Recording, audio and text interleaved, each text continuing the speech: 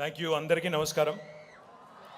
గౌరవనీయులు పెద్దలు రాష్ట్ర కార్మిక శాఖ మంత్రివర్యులు, మీ అందరికీ ఆప్తులు మల్లారెడ్డి గారు, గౌరవనీయులు పెద్దలు మన టీఎస్ఐఐసి చైర్మన్ గారు గ్యాదరి బాలమల్లు గారు, గౌరవనీయులు శాసన మండలి సభ్యులు ఈ జిల్లా టీఆర్ఎస్ పార్టీ అధ్యక్షులు గౌరవనీయులు రాజు గారు, షంబీపూర్ రాజు గారు, గౌరవ కుత్బుల్లాపూర్ ఎమ్మెల్యే సోదరులు కేపీ వివేకానంద్ గారు, మరొక శాసనసభ్యులు గౌరవనీయులు కుకట్పల్లి కృష్ణారావు గారు, మాధవరం కృష్ణారావు గారు, గౌరవ శాసన మండలి సభ్యులు మిత్రులు నవీన్ కుమార్ గారు, గౌరవనీయులు రాష్ట్ర ఐటీ మరియు పరిశ్రమల ప్రిన్సిపల్ సెక్రటరీ గారు జయేష్ రంజన్ గారు, గౌరవనీయులు ఈ జిల్లా పరిషత్ చైర్మన్ గారు ఈ జిల్లాకి మేడ్చల్ శరత్ చంద్రారెడ్డి గారు, గౌరవ జిల్లా కలెక్టర్ గారు హరీష్ గారు, గౌరవనీయులు టీఎస్ఐఐసి ఎండి గారు వెంకట నరసింహారెడ్డి గారు, అదేవిధంగా గౌరవనీయులు దేవేందర్ రెడ్డి గారు, స్థానిక మున్సిపల్ చైర్మన్ గారు లక్ష్మి గారు, గౌరవనీయులు స్థానిక market committee chairman Ravinder Yadav గారు, ఇంకా మా అమర్నాథ్ రెడ్డి గారు, వేదికపై ఆసీనులైన గౌరవనీయులైన అధికారులకి, గౌరవ ప్రజాప్రతినిధులకి, అదేవిధంగా కేఐటిఈఏ కొంపల్లి ఐటీ ఎంటర్ప్రైజెస్ అసోసియేషన్ పేరిట ఏర్పాటు చేసిన ఈ ఐటీ సమూహానికి అధ్యక్షత వహిస్తున్న సోదరులు వెంకట్ గారు, వారితో పాటు విచ్చేసిన ఇతర కిటియా మిత్రులందరికీ, పాత్రికేయ మిత్రులకి, దాదాపు 3 గంటలుగా చాలా ఓపికగా కూర్చొని ఇప్పటిదాకా అన్నీ విన్నట్టు నటిస్తున్న మా చెల్లెళ్ళకి, తమ్ముళ్ళకి, పేరు పేరున ఎప్పుడెప్పుడు ఇంటికి వెళ్ళిపోదామా అని చూస్తున్న మా చెల్లెళ్ళకి, తమ్ముళ్ళందరికీ పేరు పేరున హృదయపూర్వకంగా నమస్కారాలు, శుభాకాంక్షలు. And to all the teaching staff of the various colleges who are gathered here, my compliments to you also. మీ అందరికీ తెలుసు, ఈరోజు ఒక మంచి శుభ సందర్భాన ఉత్తర హైదరాబాద్ వైపు, హైదరాబాద్కి ఉత్తరానికి, మొత్తం మన రాష్ట్ర చరిత్రలోనే, బహుశా భారతదేశ చరిత్రలో కూడా అతి కొన్ని బిల్డింగ్స్, గవర్నమెంట్ కట్టే బిల్డింగ్స్లో ఈ స్థాయిలో ఇంత సైజుతో ముందుకు వస్తాయి. ఒకనాడు సైబర్ టవర్స్ హైదరాబాద్లో కట్టినప్పుడు దాని యొక్క సైజ్ చూస్తే 5,25,000 స్క్వేర్ ఫీట్లు. కానీ ఈరోజు మనం ఇక్కడ కండ్లకోయలో కడుతున్న ఈ గేట్వే ఐటీ పార్క్ చూస్తే ఇది ఒక్కటే 6 లక్షల స్క్వేర్ ఫీట్లు. అంటే దాంతో పోలిస్తే మరింత పెద్దది అనే విషయం చెప్పడానికి ఆ మాట చెప్తా ఉన్నా. అయితే ఇది ఎందుకు చెప్తా ఉన్నా ఈరోజు అంటే, ఈరోజు ఎందుకు ఎంచుకున్నామంటే, ఈరోజు గౌరవనీయులు మన రాష్ట్ర ముఖ్యమంత్రి పెద్దలు కేసీఆర్ గారి బర్త్డే అని మీ అందరికీ కూడా తెలుసు. ఇక్కడ వచ్చిన మా తమ్ముళ్ళకి, చెల్లెళ్ళకి, రాష్ట్రంలో ఉండే యువతకి thank you. I will pass on the message. Thank you very much. మీ అందరికీ ఒక చిన్న స్టోరీ చెప్పాలి, ఒక చిన్న కథ చెప్పాలి నేను. అది కేసీఆర్ గారి గురించే చెప్పాలి. చాలామంది చాలా విషయాలు చెప్తూ ఉంటారు. ఇప్పుడు మల్లారెడ్డి గారు కూడా తన స్వంత ఎదుగుదల గురించి కూడా మీ అందరికి కూడా చెప్పినారు. కేసీఆర్ గారి విషయమే తీసుకుంటే, ఆయన సరిగ్గా 68 ఏళ్ల కిందట ఇదే రోజు ఒక చిన్న గ్రామం, సిద్దిపేట అవతల ఒక చిన్న గ్రామం చింతమడక, అక్కడ పుట్టినారు. ఒక వ్యవసాయ కుటుంబంలో ఆయనకి, అంటే వారి కుటుంబం పెద్దది, 11 మంది వారికి అక్కా చెల్లెళ్ళు, 9 మంది అక్కా చెల్లెళ్ళు, మరొక అన్న, మొత్తం 11 మంది సంతానం. మా తాతగారు ఒక పెద్ద వ్యవసాయదారుడు. దాదాపు ఆ గ్రామంలో 500-600 ఎకరాలు కలిగిన ఆస్తిపరుడు, కానీ బట్ వ్యవసాయదారుడు, అల్టిమేట్గా వ్యవసాయ కుటుంబం.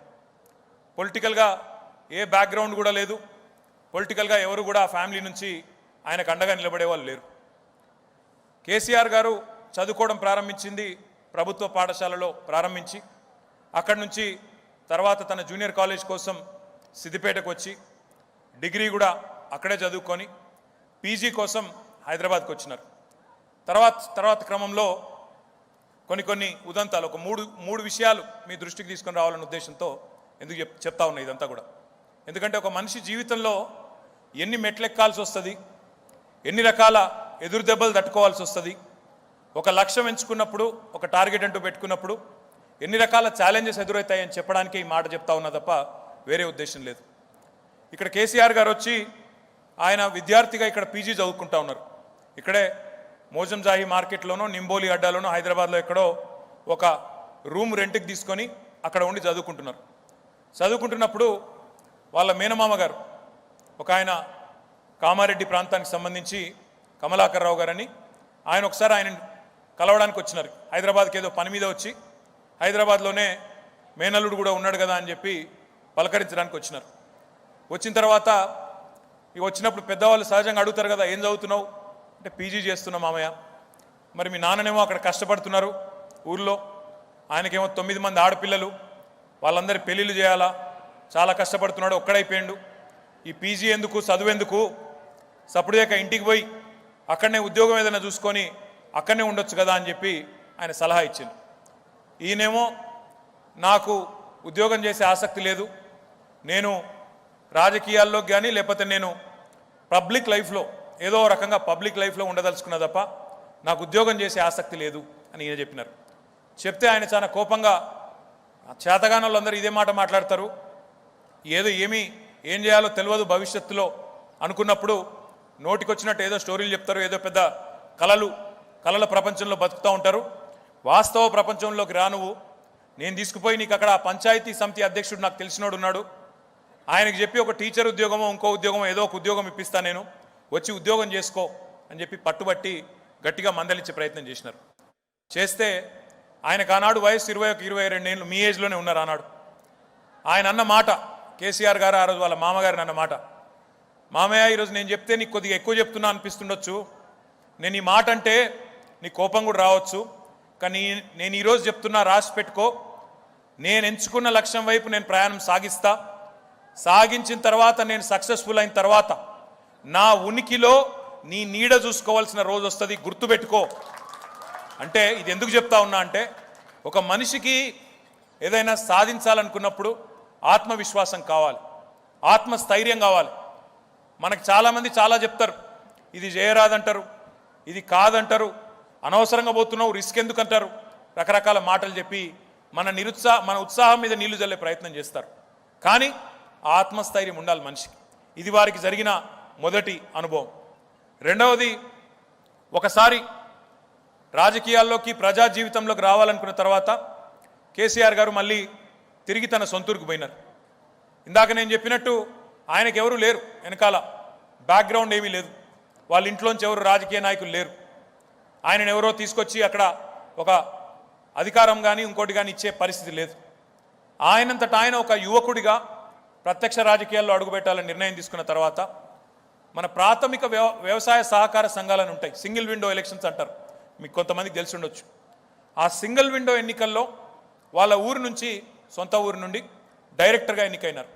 మొదలు ఎట్లుంటుందంటే సిస్టము, సింగిల్ విండోల్లో రైతులందరూ కలిసి డైరెక్టర్లను ఎన్నుకుంటారు, ఆ డైరెక్టర్లందరూ కలిసి ఆ సింగిల్ విండో చైర్మన్ ఎన్నుకుంటారు, మళ్ళీ ఆ చైర్మన్లందరూ కలిసి జిల్లా చైర్మన్ ఎన్నుకుంటారు. రైతుల ద్వారా, వ్యవసాయ సహకార సంఘాల ద్వారా చైర్మన్ కావాలి సింగిల్ విండోకి. రాఘవాపూర్ అనే సొసైటీ ఉంటే ఆ సొసైటీకి చైర్మన్ కావాలని చెప్పి ముందు గ్రామం నుంచి నిలబడి డైరెక్టర్ అయినారు కేసీఆర్ గారు. అయిన తర్వాత చైర్మన్ కావడానికి మిగతా డైరెక్టర్లందరూ మద్దతు కూడా కట్టే ప్రయత్నం చేసినారు. ఆయన పోటీ చేసిన మొట్టమొదటి ఎన్నిక అది. ప్రజా జీవితంలో ఆయన చైర్మన్ కావడానికి, ఇక్కడ మా బాలమల్లి గారు ఉన్నారు, వారికి అన్నీ తెలుసు, పోటీ చేసిన మొట్టమొదటి ఎన్నిక. కానీ ఆ రోజుండే పెద్ద మనుషులు, ఒక యువకుడు, ఒక పిల్లోడు రాజకీయాల్లోకి రావడం తట్టుకోలేకపోయినారు. తట్టుకోలేక ఆ రాఘవాపూర్ సొసైటీలో ఉండే పెద్ద మనుషులందరూ కలిసి ఈ పిల్లగాడు రావద్దు అని చెప్పి కేసీఆర్ గారిని అక్కడనే చైర్మన్ కాకుండా అక్కడ ఆ ఎలక్షన్లో ఓడగొట్టింది. ఇది ఆయనకు జరిగిన మొదటి ఎదురు దెబ్బ. జీవితంలో అడుగుపెట్టిన తర్వాత ప్రజా జీవితంలో, పాలిటిక్స్లో మొదటి ఎదురు దెబ్బ అది. అక్కడి నుంచి ఆయన బయలుదేరి అయినా కూడా నిరుత్సాహపడకుండా, నీరసపడకుండా, మొదటి దెబ్బ తగిలింది, ఇక జాలిగా నాకు ఇంతకంటే నాతో కాదు పాలిటిక్స్, నేను తట్టుకోలేను అని జావగారిపోకుండా, నిరుత్సాహపడకుండా తన ప్రయత్నాన్ని అట్లే కంటిన్యూ చేస్తూ పోయినారు. అట్లా పోతూ ఉంటే ఎన్టీ రామారావు గారి పార్టీ వచ్చింది, తెలుగుదేశం పార్టీ. వచ్చిన తర్వాత ఎన్టీ రామారావు గారి పార్టీలో చేరితే ఎన్టీ రామారావు గారు ఈ యువకుడు ఉత్సాహంగా ఉన్నాడు అని చెప్పి ఆయన పిలుచుకొని టికెట్ ఇచ్చి ఆనాడు 1983లో ఎమ్మెల్యేగా నిలబడమని చెప్పి ఒక యువకుడు 29 ఏళ్ల యువకుడు కేసీఆర్ గారికి ఆయన ఎమ్మెల్యేగా టికెట్ ఇచ్చి అవకాశం ఇచ్చినారు. ఇస్తే కేసీఆర్ గారు సర్వశక్తులు ఒడ్డినారు. ఇక మా బాలమల్లు గారు ఇంకా వారితో పాటు వారి మిత్రులందరూ కలిసి ఆ ఎమ్మెల్యే ఎన్నికల్లో మొదటి ఎన్నికల్లో చాలా కష్టపడ్డా కూడా స్వల్ప తేడాతో 750 ఓట్ల తేడాతో ఆ ఎమ్మెల్యే ఎలక్షన్ కూడా కేసీఆర్ గారు ఓడిపోయినారు. ఇది ఎందుకు చెప్తా ఉన్నా అంటే అప్పటికి 29 ఏళ్ళు తండ్రి వ్యవసాయదారుడు తనంతట తను కష్టం మీద ఎమ్మెల్యే టికెట్ తెచ్చుకునే స్థాయికి వచ్చినా ప్రజలు మరి కారణాలు ఏమైనప్పటికీ మొదటి ఎన్నికల్లో మద్దతు ఇవ్వలేదు. ఒకవేళ కేసీఆర్ గారు కనుక ఆనాడే ఇక నాతో కాదు, నేను ప్రయత్నం చేసిన 5-6 ఏళ్ళు 7-8 ఏళ్ళు ఇక నాతో కాదు, నేను ఇంకా చేయను అని చెప్పి ఆ రోజు రాజకీయం మానేసింటే, ఆ రోజు నేను ఇంకా ప్రజా జీవితంలో ఉండను అని నిర్ణయం తీసుకొని ఉంటే ఈరోజు తెలంగాణ రాష్ట్రం ఉండేదా?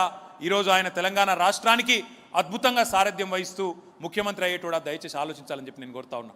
ఈ మాట ఎందుకంటా ఉన్నా అంటే ఒక లక్ష్యం పెట్టుకున్నప్పుడు ఎదురు దెబ్బలు తగిలినా, కొన్ని అపజయాలు ఎదురైనా ఎట్టి పరిస్థితుల్లో ఆ లక్ష్యం చేరే వరకు చివరి దాకా మొండిగా పట్టుదలతో ఉంటేనే తప్పకుండా విజయం సాధిస్తాం తప్ప లేకపోతే విజయం అనేది మనకు రాదు. ఇక్కడ ఉన్న పిల్లలందరికీ నేను చేసే విజ్ఞప్తి ఏమంటే, I'm sure you heard this before but I'll say it again. In boxing చేసేటప్పుడు there is a very popular saying, it's not how hard you punch, it's not how hard a punch you can throw, it's how hard a punch you can take and still get up and continue to fight. జీవితంలో ఎదురు దెబ్బలు తగులుతాయి, అందరికీ తగులుతాయి, మీకు కూడా తగులుతాయి. కానీ జీవితంలో ఎదురు దెబ్బ తగలంగానే ఇక జీవితం అంతమైపోయింది, ఎగ్జామ్ ఫెయిల్ కాగానే జీవితం అంతమైపోయింది, లేకపోతే ఇంకేదో చిన్న ఎదురు దెబ్బ తగలగానే జీవితం అంతమైపోయింది, ఇంకా నాకు this is the end of the world, this is the end of the day అనుకుంటే కుదరదు. తప్పకుండా ఒక లక్ష్యాన్ని పెట్టుకొని, ఒక టార్గెట్ పెట్టుకొని ఆ టార్గెట్ అచీవ్ చేసే దిశగా మీరందరూ కూడా కేసీఆర్ గారి స్ఫూర్తితో వారి జన్మదినాన జరుపుకుంటున్న ఈ ప్రారంభోత్సవంలో ఆ స్ఫూర్తిని మీరు కూడా అందిపుచ్చుకొని ముందుకు పోవాలని చెప్పి నేను మనస్ఫూర్తిగా కోరుకుంటా ఉన్నా. ఒకసారి మీరు ఆలోచిస్తే తెలంగాణ రాష్ట్రం ఏర్పడాలి అని కేసీఆర్ గారు తన పార్టీని ప్రారంభించినాడు సరిగ్గా 21 ఏళ్ల కిందట ఏప్రిల్ 2001 నాడు. ఏముంది ఆయనకు ఆనాడు వెనక్కి తిరిగి చూసుకుంటే? ఏమీ లేదు. సినిమా గ్లామర్ లేదు, డబ్బులు లేవు, సపోర్టివ్ మీడియా లేదు, పోని ప్రజల్లో ఏమైనా అపారమైన ఒక వెంటనే వెల్లువెత్తిన ఒక ఉత్సాహం ఉందా అంటే అది కూడా లేదు. ఒక అపనమ్మకం, అపవిశ్వాసం, అట్లాంటి పరిస్థితుల్లో తెలంగాణ కోసం నడుం బిగించి 14 ఏళ్ల పాటు నిర్విరామంగా ఎన్ని ఎదురు దెబ్బలు తగిలినా పట్టుబట్టి పట్టు వదలని విక్రమార్కుడిలాగా కొట్లాడితే చివరికి చావు నోట్లో తలబెట్టి ఆనాటి కేంద్ర ప్రభుత్వాన్ని ఒప్పిస్తే ఈరోజు మనం తెలంగాణ రాష్ట్రంలో కండ్ల కోయలో ఒక గేట్వే ఐటీ పార్క్ కట్టుకుంటున్నామనే మాట నేను ఈ సందర్భంగా మీకు విజ్ఞప్తి చేస్తా ఉన్నా. అంటే ఒక మనిషి డిటర్మినేషన్, ఒక మనిషి పట్టుదల, ఒక మనిషి సంకల్పం గట్టిగా ఉంటే, ప్రజల మద్దతు తోడైతే ఏదైనా సాధించవచ్చు అని చెప్పడానికి నేను చెప్తా ఉన్నా. ఇక్కడ కూర్చున్న పిల్లల్లో మల్లారెడ్డి గారు ఇక్కడ నాకు వచ్చినప్పుడు చెప్తా ఉన్నారు, ఇక్కడ ఈ ప్రాంతంలో ఉత్తర హైదరాబాద్లో 35 ఇంజనీరింగ్ కాలేజీలు ఉన్నాయి, 50 ట్రెడిషనల్ డిగ్రీ కాలేజెస్ ఉన్నాయి, 30 MBA ఇన్స్టిట్యూషన్స్ ఉన్నాయి, ఫార్మసీ, మెడికల్ కాలేజెస్ ఉన్నాయి, నర్సింగ్ కాలేజెస్ ఉన్నాయి. ఇక్కడ నుంచి ఈ ప్రాంతం నుంచే ప్రతి సంవత్సరం దాదాపుగా 15-20 వేల మంది పిల్లలు ఇంజనీరింగ్ గ్రాడ్యుయేట్స్ వస్తూ ఉన్నారు. మరొక 15-20 వేల మంది గ్రాడ్యుయేట్స్ వస్తూ ఉన్నారు, పోస్ట్ గ్రాడ్యుయేట్స్ వస్తూ ఉన్నారు. మరి మీరందరూ మళ్ళీ ఎక్కడో పశ్చిమ హైదరాబాద్కి పోయి, వెస్ట్ హైదరాబాద్కి పోయి అక్కడ ఆ ప్రాంతంలో ఐటీ కంపెనీలో ఉద్యోగాలు చేయడం కంటే కూడా ఎక్కడికక్కడ growth should be in dispersion. Growth అనేది, ఎదుగుదల అనేది, ఒక నగరం యొక్క విస్తరణ అనేది ఒకవైపే కాకుండా నలువైపులా ఉండాలన్న ఉద్దేశంతో గౌరవ ముఖ్యమంత్రి గారి నాయకత్వంలో, కేసీఆర్ గారి నాయకత్వంలో ఒక పాలసీ తీసుకొచ్చాం, గ్రిడ్ అనే పాలసీ. గ్రిడ్ అంటే గ్రోత్ ఇన్ డిస్పర్షన్. అందులో భాగంగా ఈరోజు మనకి నిన్నగాక మొన్న 13 తారీఖు నాడు ఉప్పల్ ప్రాంతంలో 19 లక్షల స్క్వేర్ ఫుట్ల పరిధిలో జెన్పాక్ట్ అనే ఒక కొత్త ఆఫీస్ ఒకటి ఏర్పాటు చేస్తూ ఉన్నారు. అక్కడ ఒక 15,000 ఉద్యోగాలు రాబోతూ ఉన్నాయి. దాంతోపాటు ఈరోజు ఇక్కడ మనం ఏర్పాటు చేసుకునే ఈ గేట్వే ఐటీ పార్క్ ద్వారా కూడా వేలాది మంది పిల్లలకి తప్పకుండా ఉపాధి అవకాశాలు వస్తాయి. నేను మీ అందరికీ ఇచ్చే మాట ఒకటే, ఇది కేవలం ఈ ఏరియాకి, ఉత్తర హైదరాబాద్కి ఇది కేవలం ప్రారంభం మాత్రమే, ఇది ఆరంభం మాత్రమే. దీని తర్వాత తప్పకుండా నాకు విశ్వాసం ఉంది. ఇప్పుడే సోదరుడు వెంకట్ గారు చెప్పినట్టు, అమర్నాథ్ రెడ్డి గారు చెప్పినట్టు, ఇక్కడ కట్టబోయే ఈ 6 లక్షలు సరిపోదు. ఇప్పటికే ఆల్రెడీ డిమాండ్ ఎక్కువగా ఉంది. కాబట్టి ఇంకా ఐటీ విస్తరించాల్సిన బాధ్యత మా మీద ఉంది. గౌరవనీయులు మా శాసనసభ్యులు వివేకానంద్ గారు కానీ, గౌరవ మంత్రివర్యులు మల్లారెడ్డి గారు కానీ ఈరోజు కాదు 4-5 ఏళ్ల నుంచి అడుగుతూ ఉన్నారు. వెంకట్ గారు ఎప్పటికప్పుడు ప్రయత్నం చేస్తూ ఉన్నారు. వారందరూ కూడా ఎప్పటి నుంచి మొదటి నుంచి చెప్తుంది ఒకటే, మా ప్రాంతంలో, మా ఉత్తర హైదరాబాద్లో మేడ్చల్ వైపు చాలా అవకాశాలు ఉన్నాయి. ఇక్కడ కాలేజెస్ ఉన్నాయి, మంచి హాస్పిటల్స్ ఉన్నాయి, మంచి అపార్ట్మెంట్లు, మంచి విల్లా ప్రాజెక్ట్స్ కూడా వచ్చినాయి, స్కూల్స్ ఉన్నాయి, అన్నీ ఉన్నాయి, సోషల్ ఇన్ఫ్రాస్ట్రక్చర్ ఉంది. కాబట్టి మీరు ఐటీని కూడా తీసుకొస్తే క్వాలిటీ ఆఫ్ లైఫ్ కూడా పెరుగుతుంది, తప్పకుండా మా ప్రాంతం కూడా బాగుపడుతుంది అని వారు గత 3-4 ఏళ్లుగా చెప్తా ఉన్నారు. మధ్యలో కోవిడ్ వల్ల కొంత ఆలస్యమైంది, కానీ ఆలస్యమైనా మొత్తానికి ఈరోజు శంకుస్థాపన చేసుకుంటూ ఉండడం చాలా సంతోషం. దాంతోపాటు ఇక్కడ ఈ ప్రాంతంలో మంచి యూనివర్సిటీస్ కూడా ఉన్నాయి. మహీంద్రా యూనివర్సిటీ ఉంది, మల్లారెడ్డి యూనివర్సిటీ ఉంది, ఇంకా చాలా యూనివర్సిటీస్ ఉన్నాయి ఇక్కడ ఈ ప్రాంతంలోనే. మీరంతా మల్లారెడ్డి యూనివర్సిటీయా? నైస్. మల్లారెడ్డి యూనివర్సిటీ గారి లాంటి ఎన్నో మంచి మంచి యూనివర్సిటీస్ కూడా ఇక్కడ ఉన్నాయి. వీటితో పాటు మంచి కనెక్టివిటీ కూడా ఉంది, ఇన్ఫ్రాస్ట్రక్చర్ ఉంది. ఇక్కడే దగ్గరలోనే ఎంఎంటీఎస్ ఉంది, దాంతోపాటు దగ్గరలోనే మీకు నేషనల్ హైవేస్ ఉన్నాయి. వీటితో పాటు ఇంకా చాలా చాలా వేగంగా మంచి అర్బన్ లంగ్ స్పేసెస్ ఉన్నాయి, మంచి అర్బన్ పార్క్స్ ఉన్నాయి. ఇవన్నీ ఉండడం వల్ల ఈ ప్రాంతం తప్పకుండా భవిష్యత్తులో మరింత ఉజ్వలంగా ముందుకు పోయేదానికి అవకాశం ఉంది. మీ అందరికీ తెలుసు, హైదరాబాద్ కొత్తగా తెలంగాణ రాష్ట్రం ఏర్పడ్డ కొత్తలో హైదరాబాద్ గురించి, హైదరాబాద్లో ఐటీ విస్తరణ గురించి చాలా చాలా అనుమానాలు ఉండేది. చాలామంది మనసులో చాలా చాలా డౌట్స్ ఉండేది. కొత్త ఐటీ కంపెనీలు రావడం వేరు, ఉన్న ఐటీ కంపెనీలే పోతాయేమో, కొత్త పరిశ్రమలు రావడం వేరు, ఉన్నాయే పోతాయేమో తెలంగాణ నుంచి అనే ఒక అనుమానం ఉండేది. కానీ ఆ అనుమానం ఈరోజు పటాపంచలైంది. In the last 7.5-8 years, Telangana under the leadership of our Honorable Chief Minister, Shri KCR Garu, has been able to attract some of the best IT companies in the world. If you look at the top 5 most valuable technology companies in the world, all 5 of them, without an exception, have made Hyderabad their second largest campus, second largest base in the entire world. And this marquee list includes Apple, Google, Amazon, Facebook, Microsoft, and the list goes on. ఈ 5 మాత్రమే కాదు, Uber, sales force, micron, Novartis, ఇట్లాంటి ఎన్నో కంపెనీలు ఈరోజు హైదరాబాద్లో పెట్టుబడులు పెట్టడానికి ముందుకొచ్చినాయి. వారి ప్రపంచంలోనే వారి హెడ్ క్వార్టర్స్ తర్వాత అంత పెద్ద క్యాంపస్ మన దగ్గర పెట్టినాయి. అమెజాన్ అయితే ప్రపంచంలోనే వారి అతిపెద్ద campus. Do you know where the world's largest Amazon campus is? మీకు ఐడియా ఉందా? హైదరాబాద్. ప్రపంచంలోనే అతిపెద్ద అమెజాన్ క్యాంపస్ ఎక్కడ ఉంది అంటే 31 లక్షల స్క్వేర్ ఫీట్లలో హైదరాబాద్లో ఉంది. రెండవ క్యాంపస్ సియాటిల్లో ఉంది. అంటే ఈ రకంగా Hyderabad has been able to build a brand under the leadership of our honourable chief minister. ఇది మాత్రమే కాదు, ఇన్ ద లాస్ట్ 7.5 years ఒకవైపు ఇండస్ట్రీ పెరుగుతోంది, మరొక వైపు ఐటీ రంగంలో పెట్టుబడులు వస్తూ ఉన్నాయి, మరొక వైపు Telangana has been setting new benchmarks for the country. Do you guys know, I want an answer from you, ప్రపంచంలో అతి పెద్ద లిఫ్ట్ ఇరిగేషన్ ప్రాజెక్ట్, ప్రపంచంలోనే అతిపెద్ద లిఫ్ట్ ఇరిగేషన్ ప్రాజెక్ట్ ఎక్కడ ఉంది? ఎక్కడా వినబడలేదు. పేరేంటిది? ఏ స్టేట్లో ఉంది? Telangana. Largest multi stage lift irrigation project in about 3.5 years. It's no mean feat. 82 మీటర్ల సముద్ర మట్టానికి అబవ్ సీ లెవెల్, 82 మీటర్ల దగ్గర ఉండే మేడిగడ్డ నుంచి ఎక్కడైతే గోదావరి నీళ్లున్నాయో అక్కడి నుంచి నీళ్లు తీసుకొచ్చి ఇగో మీ మేడ్చల్ ప్రాంతానికి పక్కనే ఉండే గజ్వేల్ ప్రాంతానికి 612 మీటర్లు, 82 మీటర్స్ నుంచి దాదాపు 500 మీటర్లు పైకి తీసుకొచ్చి గజ్వేల్ దగ్గర ఉండే కొండపోచమ్మ సాగర్కి నీళ్లు తీసుకొచ్చిన ఘనత గౌరవ ముఖ్యమంత్రి కేసీఆర్ గారికి మాత్రమే దక్కుతుంది. ఇది మాత్రమే కాదు, today Telangana under his leadership has been setting new benchmarks for the country. ఒక్క మాటలో చెప్పాలి అంటే ఏ రకమైన అచీవ్మెంట్ ఉంది తెలంగాణకి అని చెప్పాలంటే ఒక్క మాటలో, we are 11th largest state geographically in the country. We are 12th largest in population.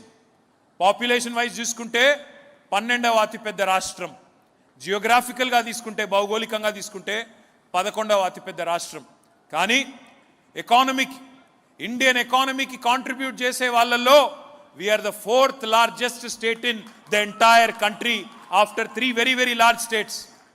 West Bengal, Maharashtra and Tamil Nadu తర్వాత 4th largest contributor to Indian economy is the state of Telangana under the leadership of our honorable Chief Minister KCR garu. చిన్న విషయం కాదు ఇది. Our population, if you look at India, is only 2.5%. But our contribution to GDP, our contribution to India's GDP is 5%. అంటే 2.5% ఉన్న తెలంగాణ తన సైజుకు రెట్టింపు స్థాయిలో భారతదేశ ఎకానమీకి ఈరోజు కాంట్రిబ్యూట్ చేస్తూ ఉంది అంటే ఇది చిన్న విషయమా? మీరు దయచేసి ఆలోచించాలని చెప్పి నేను కోరుతా ఉన్నా.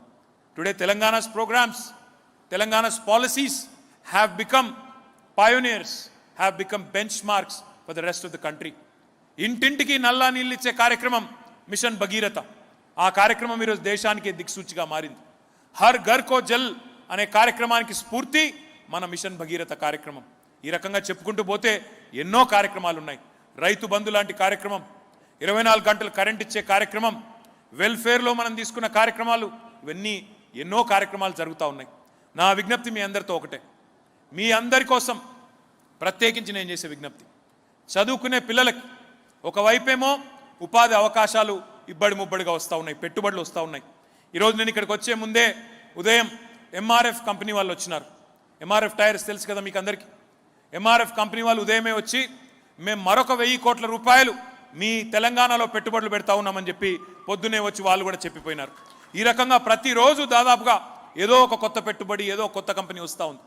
కానీ ఆ కొత్త కంపెనీల్లో వచ్చే ఉపాధి అవకాశాల్లో unless you guys upgrade your skill set, unless you constantly keep learning, unless you constantly keep upskilling, there is a mantra skilling sambandhinchi, skill, upskill and reskill.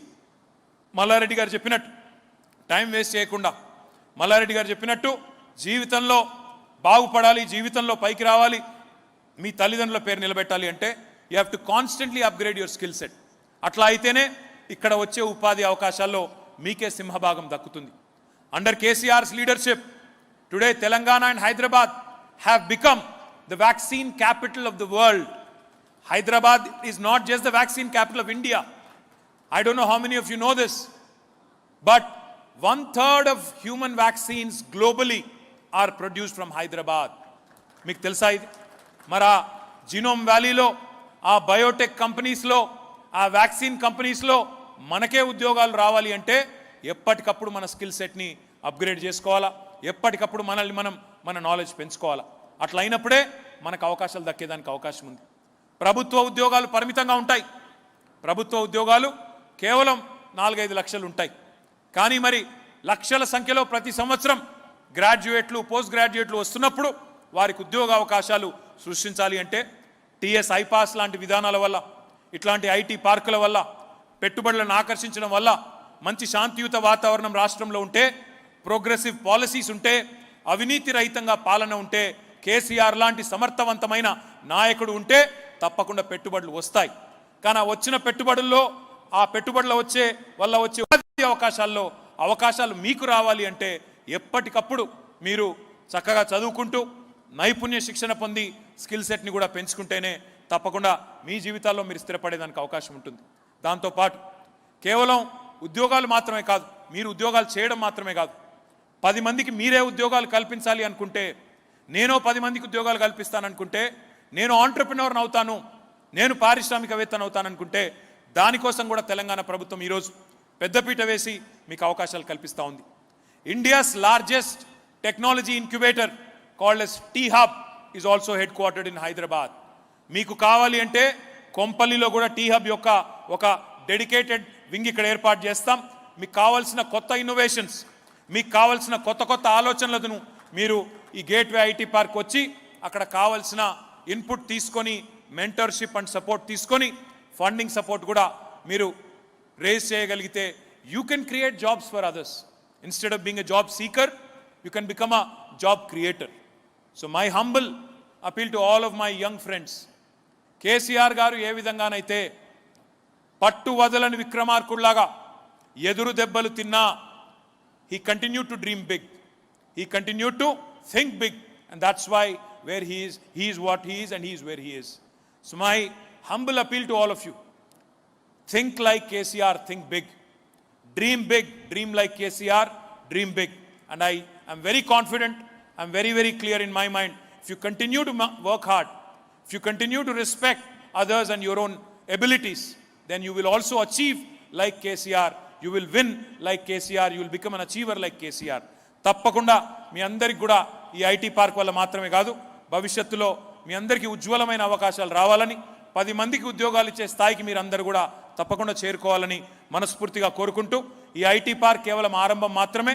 ఉత్తర హైదరాబాద్లో ఇంకా దుండిగల్లో ఇంకా ఇతర ప్రాంతాల్లో కూడా చాలా అవకాశాలు ఇక్కడ వచ్చేదానికి ముందు భవిష్యత్తులో మీరే చూస్తారని చెప్పి కూడా మళ్ళొకసారి తెలియజేసుకుంటూ, ఈ కార్యక్రమానికి నన్ను ఆహ్వానించిన మల్లారెడ్డి గారికి హృదయపూర్వకంగా ధన్యవాదాలు తెలియజేసుకుంటూ, ఓపికగా కూర్చున్న మీ అందరికీ కూడా ధన్యవాదాలు, శుభాకాంక్షలు. జై తెలంగాణ.